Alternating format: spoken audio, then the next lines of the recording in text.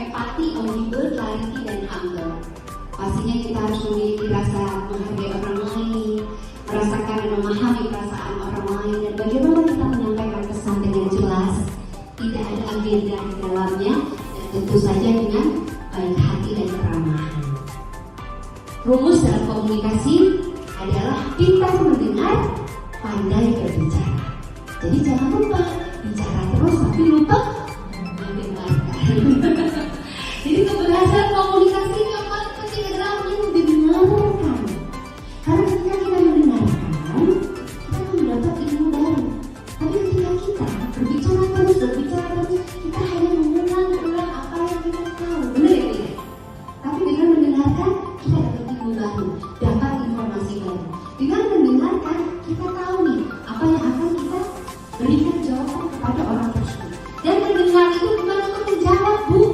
Nah, ini salah. Mendengar bukan untuk menjawab.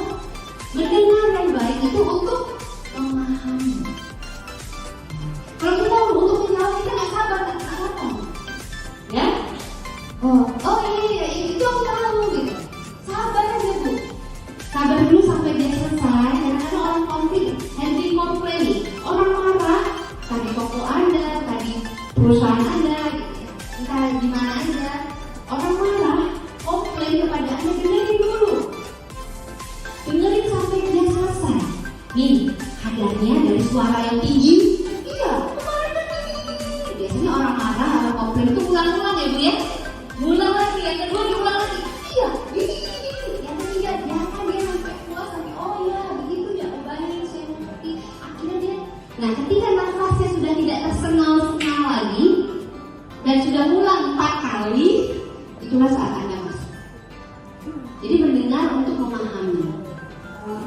Bagaimana baiknya menghadapi orang yang kaku atau pendiam? Bagaimana cara kita untuk mencairkan suasana pada saat acara informal?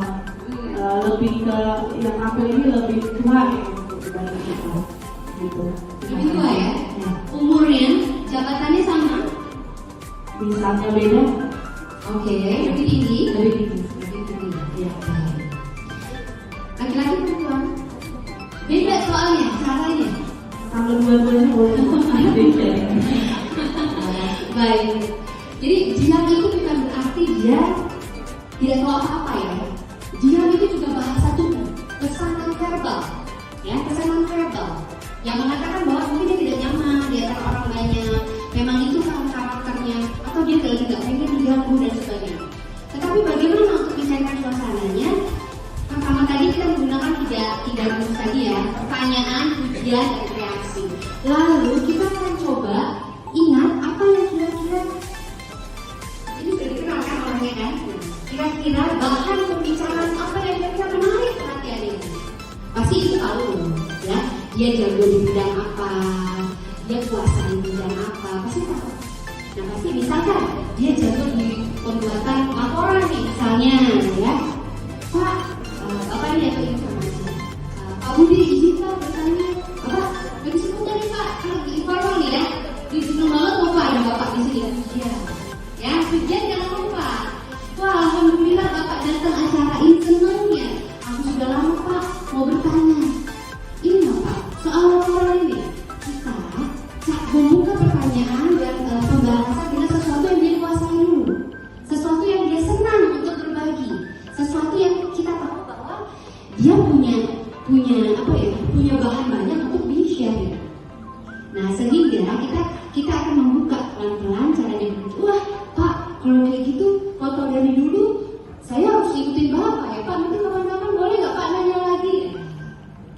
Waktu itu ya Pak ada pembicaraan berikutnya mulai beralih dari situ ke ya iya Pak kayak waktu itu waktu kemarin ada komunikasi seperti apa? Gimana Pak menurut Bapak? Seperti itu. Jadi cari pembicaraan yang sesuai dengan apa yang dia sukai, dia kuasai, dan dia senang untuk berbagi. Menurut saya seperti itu ya, tipsnya dengan cara kita yang santun karena dia lebih tua.